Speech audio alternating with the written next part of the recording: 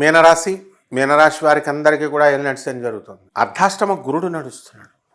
ఈ అర్ధాష్టమ గురుడు రేపు 2 జూన్ 2026 సంవత్సరం తర్వాత పంచమ స్థితిగతుడు అవుతున్నాడు. దీని ద్వారా ఏమవుతుందండి, మనకి అద్భుతాలు జరగబోతున్నాయి. ఉద్యోగాలు ఇంతవరకు కూడా మీనరాశి వారికి చెక్కు చెదరలేదు. మరి ఈ గురుగ్రహం చేరిన తర్వాత ఉద్యోగాల్లో ప్రమోషన్స్ అనేటటువంటివి వస్తాయి. సంతానం ఉంది, గురుడు 5వ ఇంట్లో ఇంకా రాలేదు.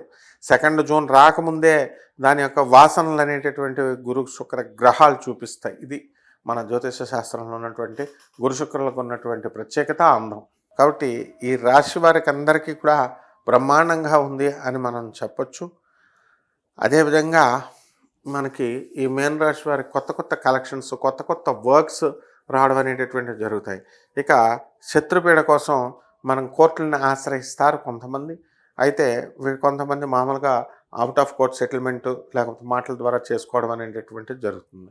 ఈ రాశి వారు ఎవరైతే ఉన్నారో బట్టల షాపులో, హోటల్ బిజినెస్లో, ఈ యొక్క ఫీల్డ్లో, మరి ట్రేడింగ్ ఫీల్డ్లో ఇవన్నీ కూడా జాగ్రత్తగా చేసుకోవడం అనేటటువంటివి జరుగుతాయి. ఎవరికైతే వివాహాలు కాలేదో అటువంటి వాళ్ళకందరికీ కూడా వివాహాలు అయిపోవడానికి అవకాశాలు ఉన్నాయి. అలాగే ఎవరికైతే సంతానం లేదో 2 జూన్ 2026 సంవత్సరం వచ్చిన తర్వాత సంతానాలు కలగడానికి అవకాశాలు అధికంగా కనబడుతున్నాయి.